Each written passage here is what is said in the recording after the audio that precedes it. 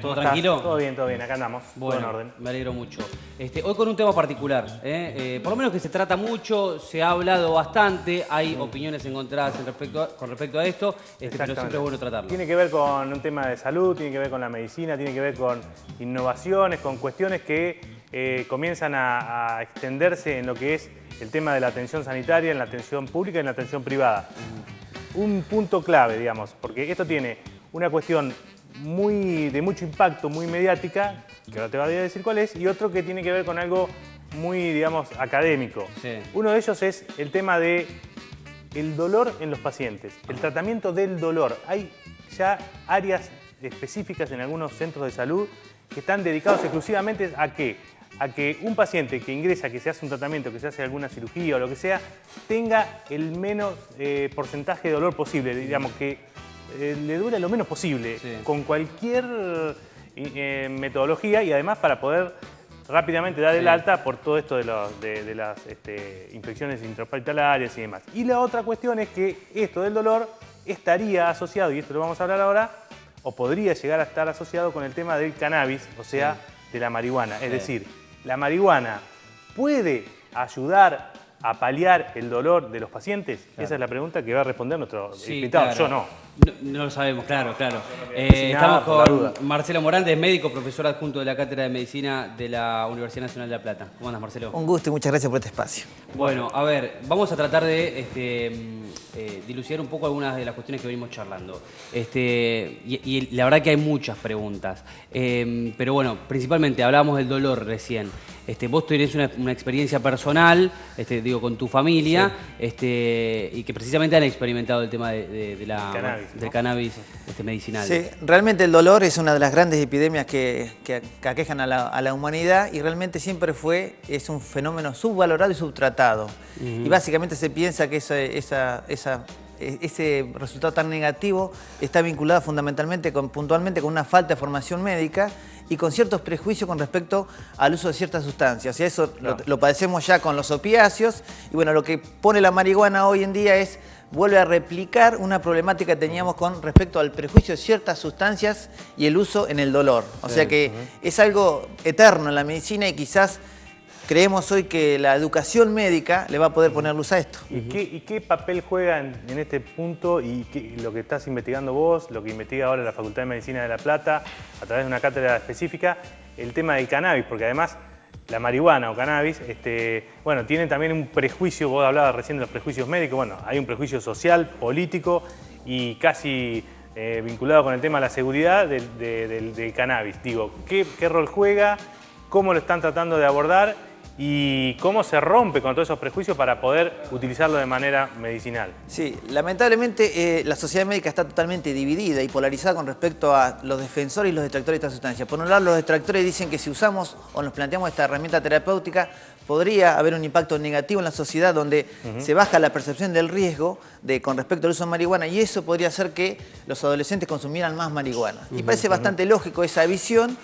Y por otro lado, estamos los médicos que asistimos a pacientes en la unidad de cuidado paliativo, y tenemos muchos síntomas subtratados y pacientes con dolor, y nos planteamos una muerte digna sin dolor. O sea que, más que ver una problemática como lo plantea una parte de la sociedad científica, nosotros pensamos que es una oportunidad poder recurrir a esta terapéutica y darle una muerte digna o una mejor calidad de vida a los pacientes. O sea, la facultad lo que intentamos hacer es, a través de la educación, acercar estas dos posiciones y ver, digamos, tomar la crítica que parece esta baja de percepción del riesgo, y a su vez los médicos paliativos que nos piden una alternativa terapéutica para poder resolver el hoy de los pacientes. Y hoy por hoy en los hospitales o en algún centro de salud ¿se puede utilizar? No se puede utilizar nada. Hoy todo lo que ustedes han estudiado, analizado, probado, experimentado, se hace en función de experiencias de afuera, o en materia experimental sí lo pueden hacer ustedes a la utilización del cannabis. Hoy es una droga prohibida que está instalada en el... Ni siquiera en la facultad y a modo de prueba. Exactamente, hoy está en la lista 1, no se le atribuye ningún tipo de poder terapéutico, está dentro de las drogas peligrosas. Entonces no nos quedó otra alternativa que en el 2014 viajar a Canadá, donde ya había una regulación desde el 2001, y entonces aprender sobre usos y regulaciones. En medicina, 15 años de evidencia es mucho, 40.000 pacientes tratados, o sea que... En Canadá ya se utiliza así. Esa era la otra pregunta que te iba a hacer. En el resto del mundo, ¿qué pasa con el cannabis? ¿Quién y cómo lo utilizan? 2001, o sea, ¿qué sucedió? Empieza a haber evidencias de la década del 90 para acá sobre los posibles usos del cannabis en el manejo del dolor. Entonces los pacientes con dolores y enfermedades avanzadas empezaron a ir a los tribunales a reclamarle al Estado canadiense una forma segura de cannabis. La Sociedad Médica Canadiense no está de acuerdo porque dice que le falta soporte científico, pero sí le da una respuesta lógica y segura a los pacientes, brindándole el cannabis de una forma segura para que estos pacientes palíen su dolor. O sea, es un Estado presente, un Estado comprometido, independientemente de lo que la sociedad científica diga que falta avance científico, el Estado le provee al paciente canadiense la sustancia. Claro. Tenemos unas placas para compartir. Dale, a ver, vamos a compartirlas. Sí, tienen que ver un poco con esto, ¿no? La información que nos estaba dando acá el doctor Morante sobre cuándo se puede recetar, que es una de los preguntas que le vamos a hacer ahora. Ahí habla de dolores tumorales, oncológicos, neuropáticos, esclerosis múltiples. Digamos, ahí creo que eso tiene que ver con lo que nos decía el doctor, de las experiencias que han tenido, ¿no es cierto? De la parte empírica que se ha trabajado en aquellos países donde se permite, porque acá, insistimos, no se puede, ni siquiera en la facultad se puede hacer, digamos, ni forma experimental. Lamentablemente, la sociedad argentina es una de las más retrasadas en cuanto a regulación con respecto a los países de la región. O sea, Chile está trabajando con mucho más velocidad en este tema, Brasil, Colombia, ahora México. Lamentablemente, creo que tiene que ver un poco también con las elecciones muy cercanas, ¿no? Ahora vamos a repasar la otra plaquita para, a ver, por ejemplo, algunos detalles sobre la marihuana. Permite la reducción del consumo de morfina frente al dolor, eso es importante. Es menos tóxica y genera menos dependencia. Puede eliminar células cancerígenas. Hay gran desinformación sobre el tema. Bueno, eso es importante y es lo que yo te quería preguntar también. ¿Cuál es el efecto que genera, digamos, la marihuana para...? ¿Y cómo se aplica? ¿En qué, digamos, en qué formato? ¿Bajo qué fórmula, digamos? Bueno, hay 4 formas de uso, fundamentalmente 2 que son comprimidos orales, una forma que es un vaporizador sublingual y la otra que es la vaporizada ya generando el aerosol del cannabis, digamos, con una temperatura adecuada para que se formen los compuestos activos y así actúe. Pero la Eso clave... casi es fumar. Exactamente, es similar, nada más que a esa temperatura no se generan gases tóxicos de combustión, o sea que no sería el impacto negativo sobre la vía respiratoria. Pero la clave está, para entender cómo funciona este tema, es que a partir de la década del 90 se descubre que hay un sistema propio en nuestro organismo que tiene receptores para esta sustancia. O sea que la clave fue lo que hacemos habitualmente con cualquier fármaco, es imitar la fisiología de nuestro propio organismo y usarlo de acuerdo a la necesidad de la patología que queremos tratar. Reemplazar con una cuestión química o una droga lo que el organismo tiene, pero por algún motivo no lo está produciendo o se le está terminando. Entonces, eso reemplaza, lo químico reemplaza el Claro, organismo. amplificaría. Si el sistema endocannabinoide propio, que sería el sistema de la marihuana propio, está en descenso, lo que haríamos nosotros con la sustancia, amplificamos ese efecto para que ese mecanismo no esté en descenso y ahí aparezca la analgesia, la mejoría en el humor, la mejoría en el apetito. O sea que así como nosotros conocemos que hay un sistema endorfínico por el cual actúa la morfina, a partir de la década del 90 descubrimos que también hay un sistema endocannabinoide, o sea que hay receptores específicos para la marihuana. ¿Y qué falta esa sería la forma de usar. ¿Qué falta para que esto, digamos, más allá de que se descubrió, para que se entienda y se pueda poner en práctica, digamos, más allá de la discusión, si querés, política, social? ¿Qué es lo que hace falta? Y que todas las patas, o sea, por un lado tenés la pata científica que va avanzando con la dificultad que tiene avanzar o estudiar drogas prohibidas. O sea, el prohibicionismo impactó muy negativamente en esto. O sea, mientras los científicos estamos buscando la posibilidad de usar la marihuana, parecería ser que estábamos poniendo en contra de las políticas de drogas internacionales, porque vos estás buscando un beneficio donde alguien dice que esto sería el demonio. Entonces, hay un primer choque con respecto a cómo investigar. Y por otro lado, todos los estados tienen leyes muy duras con respecto a esto.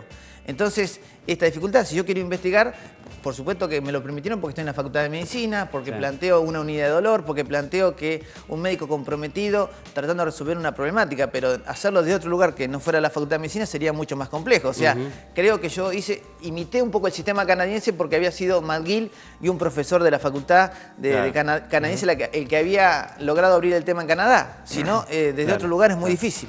Y lo que ha ocurrido con la humanidad, digamos, en la historia de la medicina, con otras sustancias que también eran prohibidas y que se fueron incorporando. Creo que la morfina es un caso, ¿no? Digo, ¿vos creés que puede haber un paralelo también con la cannabis en algún momento? Digo, el mundo, ¿cómo resolvió esa cuestión? El paralelo con la morfina es claro, o sea, la sociedad científica siempre tuvieron una dificultad con las sustancias que podían tener algún tipo de poder curativo, pero a su vez generaban algún potencial psicoactivo. O sea, el poder terapéutico del psicoactivo hace que siempre las sociedades científicas se opongan inicialmente porque ven en esto una dificultad.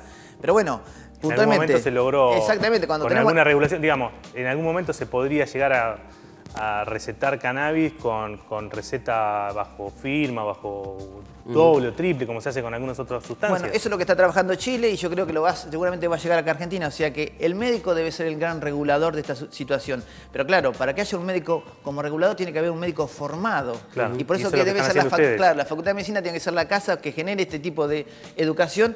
Y no solamente educación médica, porque también está claro, si queremos que la comunidad en general tenga un debate serio, tenemos que tener un debate informado, porque si no aparecen los prejuicios, los preconceptos, entonces todo es más difícil.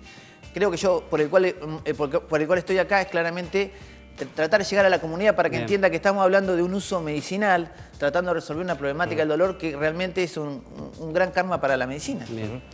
La última, sí, más. Dale, ¿Cuáles serían entonces, ahí decía más o menos la placa, pero cuáles serían aquellas patologías, aquellas enfermedades donde habría un mejor impacto del cannabis y cómo lo podés graficar, digamos, que eso es inmediato, es el efecto que tiene?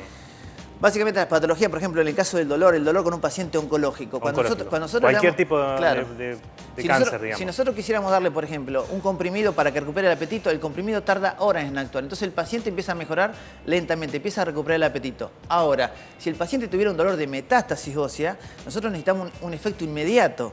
Entonces ahí la forma vaporizada, que en segundos o minutos el paciente logra reconocer el impacto positivo de la medicación. Entonces en Canadá, por ejemplo, le preguntábamos... le hacíamos una escala numérica de dolor, el paciente lograba sentir la mejoría, entonces le indicábamos vaporizarse 2 veces cada 8 horas. O sea que la ventaja que tiene lo vaporizado es el efecto inmediato. En cambio, la vía oral, como tiene una metabolización hepática, tarda horas, pero el efecto es más sostenido. O sea que el médico tiene que conocer estas alternativas porque eso va en función de qué quiere combatir, el trastorno del apetito o el trastorno del dolor. Bien, bueno, es un tema interesantísimo que seguramente da para muchísimo, pero Marcelo, te agradecemos mucho por venir. Muchísimas gracias a usted y la verdad que el tema da para mucho, pero está bueno discutirlo siempre con seriedad y con profundidad. Y sí, porque obviamente surgen miles de preguntas, qué sé yo, si este paciente no termina siendo adicto a la marihuana, por ejemplo, sería una de ellas. Es una pregunta, pero la pregunta es, en un paciente con cuidados paliativos, con una sobrevida de meses, ¿sería la adicción una preocupación? Claro, es para charlarlo largo. Fabi, ¿te esperamos la semana que viene? Dale, venimos, cómo no.